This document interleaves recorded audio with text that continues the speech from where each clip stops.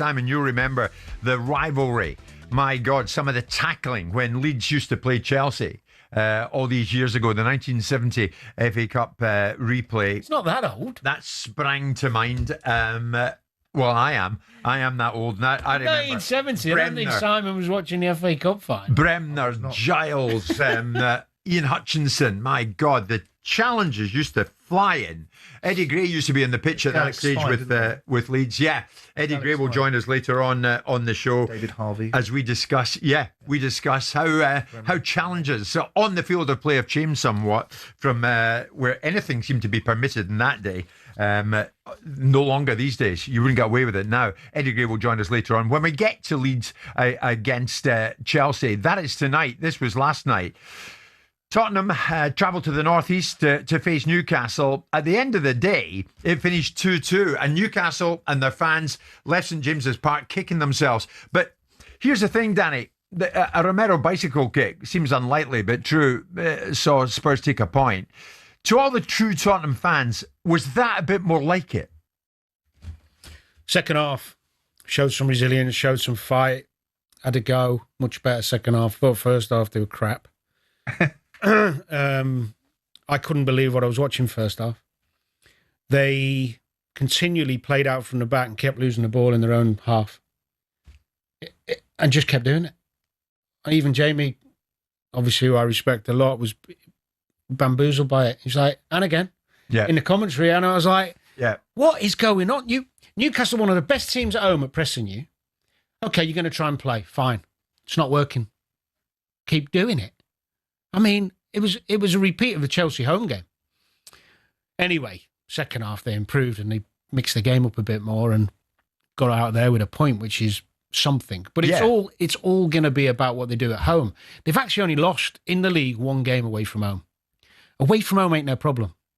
At home, where the expectation is high and the fans are demanding a certain style and a certain energy and front foot football, they're struggling. They are struggling with that. We'll get back to this video in just a second, but first I want to talk to you about this. This is the Nextbase Pico, and this will keep you and other people safe on the roads this festive period. It's a connected compact dash cam, which will record every single journey you make in high definition, and they've got a cheeky little offer going on at the moment, which I think you will like. Now, we know what people are like on the roads. We've all been driving to see friends and family and got cut up by someone. And maybe you're going to a racetrack and you're going to go and watch the professionals do it. And there's probably a lot of professionals not out there on the motorways of the UK. Well, look, this will record everything in high definition, sharp detail. There is a 1K and a 2K version. So whatever happens, it means you've got evidence for whatever goes on the roads. It's not just about the footage though. The Pico's packed with smart safety features that every driver needs, and of course it's from the UK's leading dashcam brand, which was recently crowned Trusted Review's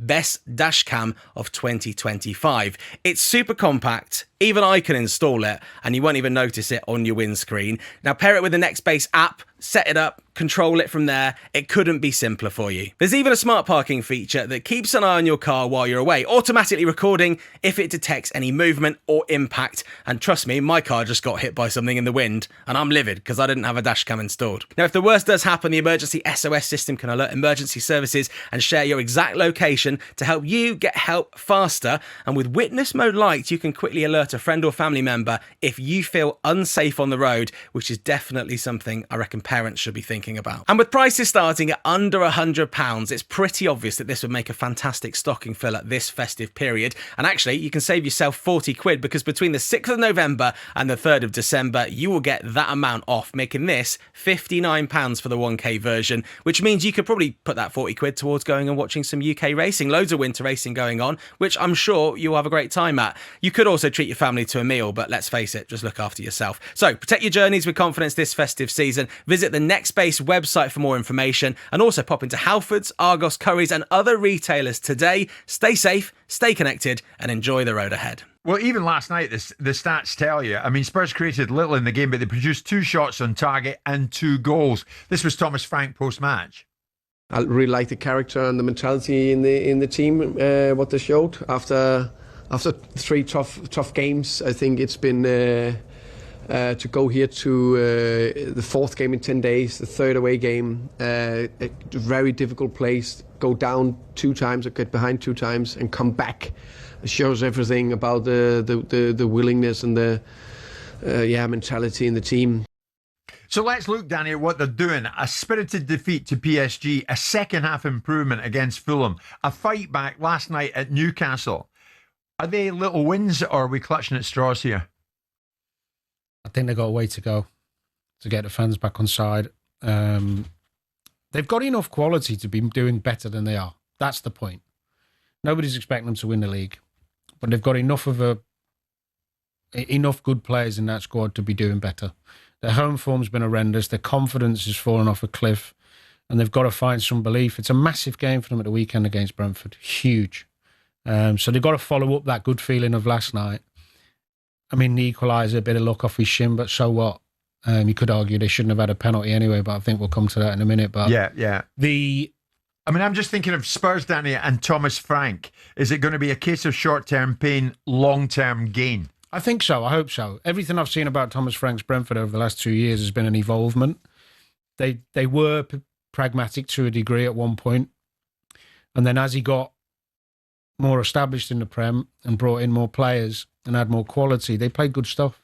He's got to find that balance at Tottenham between, the pragmatism and pleasing the fans without being too cavalier and conceding a load of goals like Ange did. Yeah. In the last few days, Danny, did you like hearing what he was saying, pushing back on the fans who were booing certain players during the game? No, I thought that was ill-advised. I like Thomas Frank. I think he speaks brilliantly and openly and honestly nearly all the time I hear him. He's a breath of fresh air in many ways, but talking about that was, yes, in reality, we all know booing doesn't help a player, of course.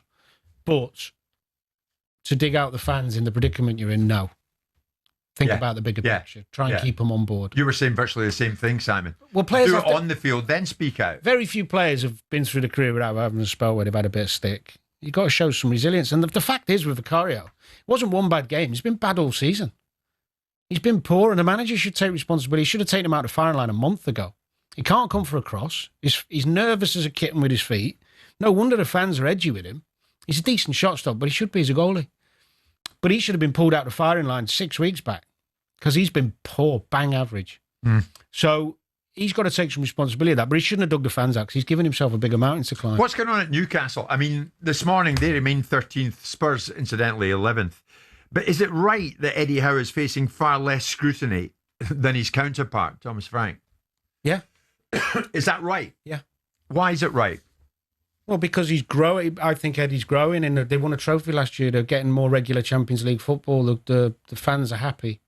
They see a team generally trying to play good football and play on the front foot. But Thomas Frank hasn't had a chance to grow yet. Exactly.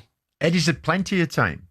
I mean, is it the English thing that he doesn't come in for it? Because he's a favoured son, he's an English manager, and a popular one at that. The likeability thing comes in with Eddie, doesn't it? Well, I think Tottenham fans have been disgruntled for a long time now. So whoever keeps coming, the constant disappointment. But Eddie gets more of a pass, doesn't he? Is that not true, Simon? Yeah, but he's brought silverware to a city.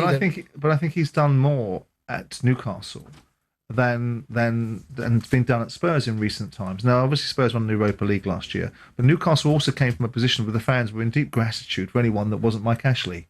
And so that anybody that didn't work for Mike Ashley subsequently got the pass that previous managers didn't. And of course, Eddie took them away from what was considered to be a consignment of relegation in his first season, then stuffed them into the Champions League the following season, became everyone's almost favourite second team because of their style of play. I still keep harking back to that game where they really took it to Man City a couple of years ago when Man City were untakeable to. Yeah. And Newcastle went at them and really had a go at them. They got into the Champions League. They were unlucky in the Champions League. They won a trophy. I really don't think it's about... I don't really think it's about Eddie being English. I think it's about the fact that Newcastle have been asleep for so long as a football club, went through a period of 14 years where they loathed the owner with Mike Ashley. They've got a new breed of optimism, and Eddie has galvanised a forward-moving club with decent play, with decent aspiration and winning things. They're in the Champions League this year.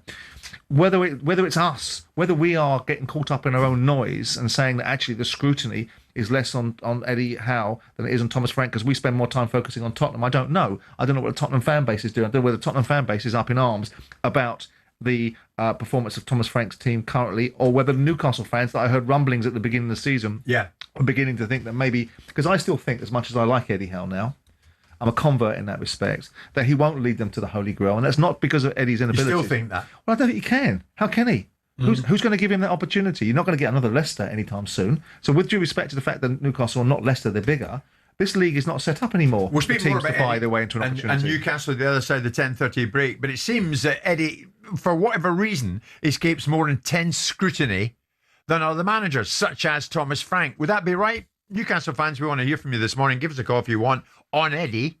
Is it his likeability? What is it? Undoubtedly, he's a likeable guy.